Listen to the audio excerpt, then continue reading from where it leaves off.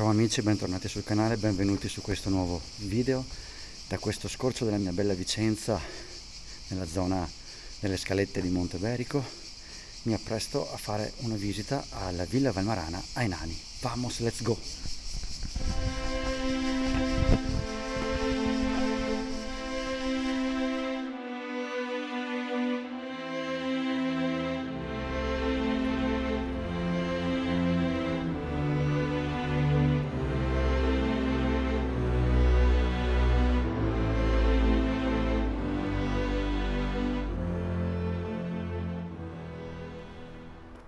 Ecco qui dietro il motivo per cui questa villa è chiamata ai Nani, Villa Valmarana ai Nani, e c'è anche una leggenda a corredo di tutto questo.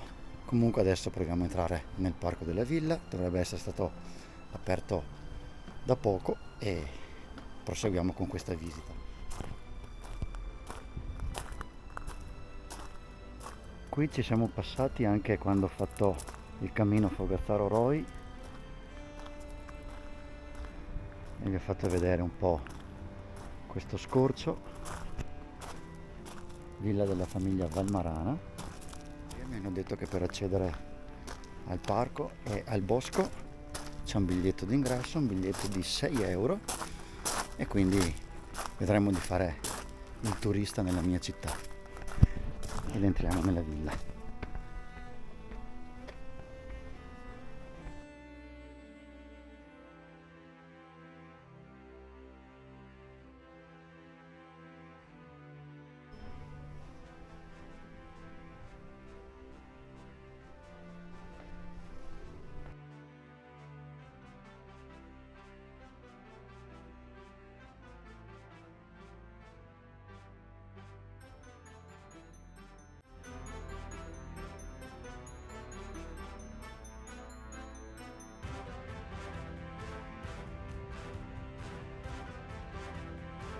Questo era l'edificio abitato dalla famiglia, quasi completamente affrescato da Giambattista Tiepolo. I soggetti degli affreschi sono ispirati dalle letterature preferite da Giustino Valmarana e arricchiscono il piano nobile che riprende il classico schema del palazzo veneziano. Nel salone centrale si ripercorre la storia narrata da Euripide che racconta il sacrificio di Ifigenia, figlia di Agamennone, re dei Greci, reo di aver fatto infuriare Diana perché aveva ucciso una cerva del bosco sacro.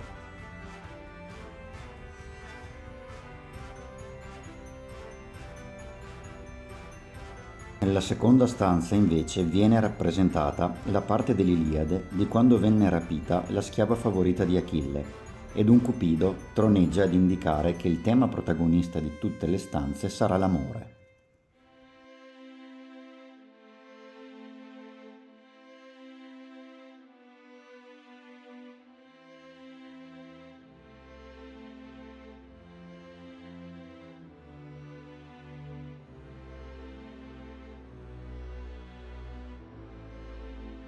Infatti, nella stanza successiva viene raffigurato un passaggio tratto dall'Orlando Furioso dell'Ariosto, che ci ricorda con un cupido bendato di quanto l'amore sia cieco.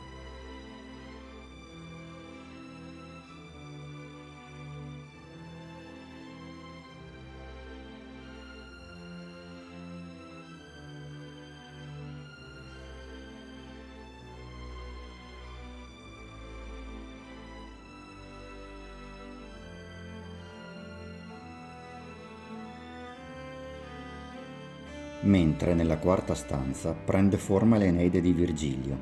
Sul soffitto campeggiava il trono di Venere, ma purtroppo durante un bombardamento del 1944 su Vicenza fu distrutto.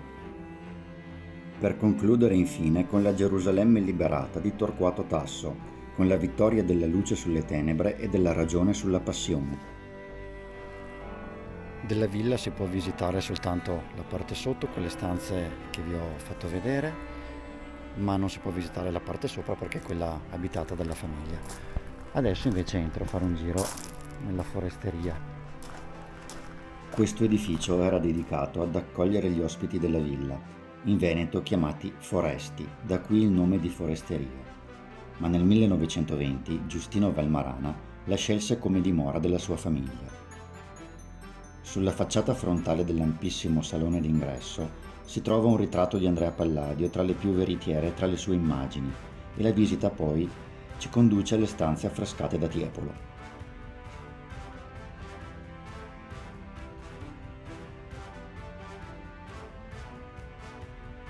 La stanza delle cineserie ricalca la moda orientale dell'epoca, con porcellane ed affreschi a motivo del celeste impero.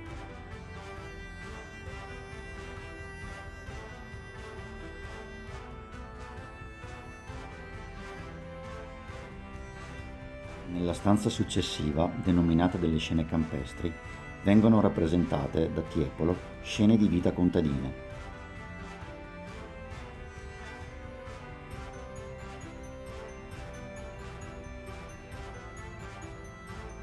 La terza stanza, invece, è la stanza delle passeggiate, dove Gian Domenico Tiepolo coglie perfettamente la moda inglese e raffigura la vita dei signori attraverso le arcate di un chiosco neogotico.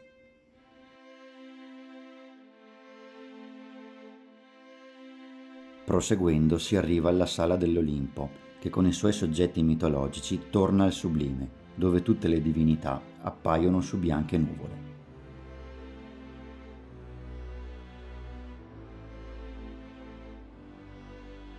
Nella quinta sala troviamo rappresentato il Carnevale di Venezia. Sulle pareti vi possiamo trovare da una parte una scala con raffigurato un moro, mentre dall'altra una scimmia intenta a rubare un frutto. Nelle altre due pareti si aprono le scene del Carnevale, evocando rimandi alle scoperte e a mondi sconosciuti.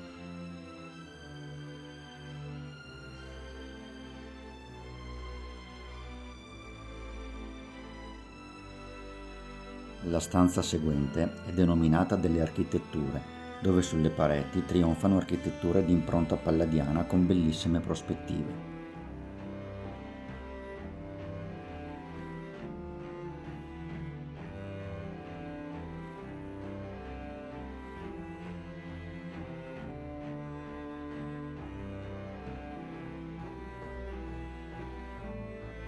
Per concludere con la settima sala, chiamata Giochi dei Putti.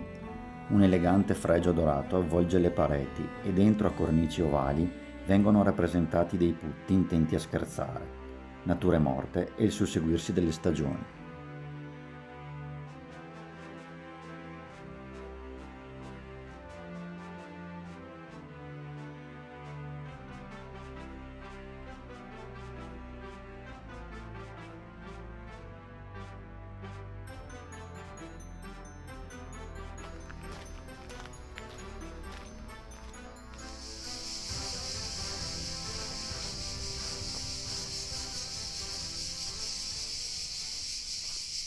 Ma qui la cosa molto bella di questo giardino, a parte che si sente il rumore della natura spaziale, ma in questo ceppo,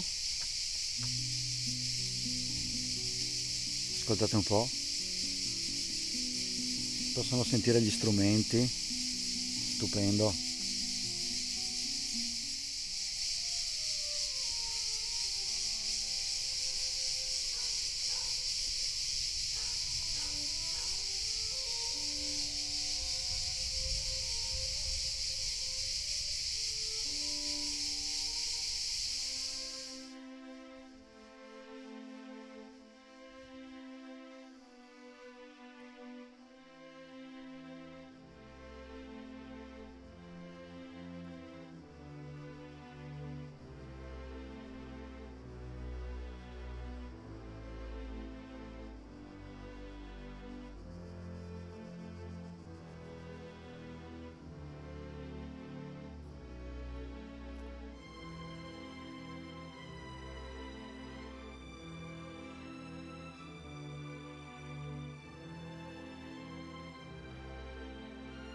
In tutte queste installazioni c'è una descrizione, in ogni descrizione c'è Elena Garzadori che parla, la moglie di Gaetano Valmarana, figlio di Giustino Valmarana, che sono praticamente coloro che invitarono i Tiepolo a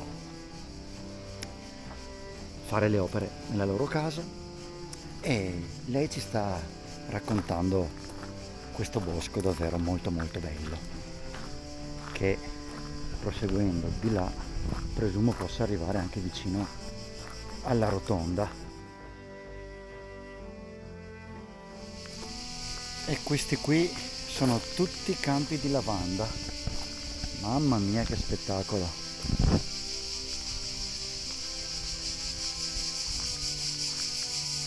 E adesso andiamo a vedere questa costruzione.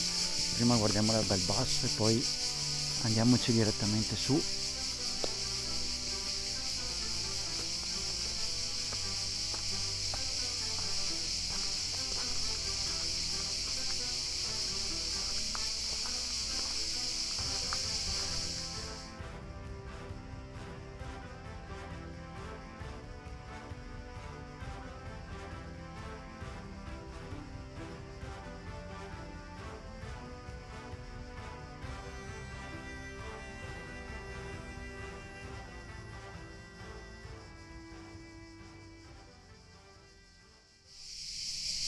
Questa struttura invece si chiama il nido e la sua peculiarità è questa.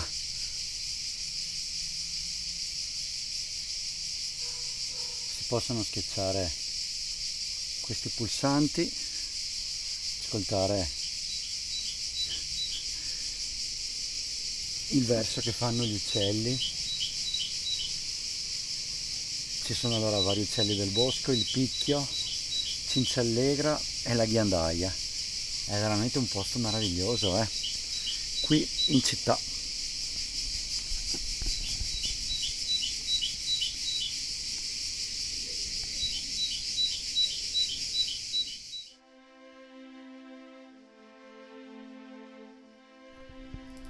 Oltre alla visita alla villa, alla foresteria e al bosco, compreso nel prezzo del biglietto, c'è anche la visita al giardino della villa. E allora ne approfitto. Là vediamo anche Monteberico, bellissimo. È una prospettiva da cui non avevo mai visto la mia città. Ed è veramente superba e sublime. Leggenda vuole che in questa villa nacque la piccola Laiana, così si chiamava questa principessa, che però era affetta da nanismo. Quindi la sua famiglia, per non far sì che si sentisse nel disagio, chiamò tutta la servitù affetta da nanismo appunto, e quindi fino a una certa età la piccola crebbe in un ambiente tutelato da questo punto di vista. Poi l'amara realtà arrivò in villa dall'esterno, lei si rese conto che era affetta da questa problematica, se così la si può definire, e poverina scelse di togliersi la vita. E quando compì questo gesto estremo, leggenda vuole che i nani della corte, che abitavano la villa, divennero pietra. E dapprima le pietre erano messe nel giardino e adesso, come vi ho fatto vedere all'inizio del video, i nani sono tutti quanti nel muro di recinzione. È una storia anche questa molto particolare, una leggenda, una tradizione che si vuole della nostra bella Vicenza. Qui nel frattempo sono indicati vari alberi e adesso saliamo questa scalinata dove qui sotto ci dovrebbe essere un pozzo dal quale si attingeva l'acqua un tempo, presumibilmente per dar da bere all'orto.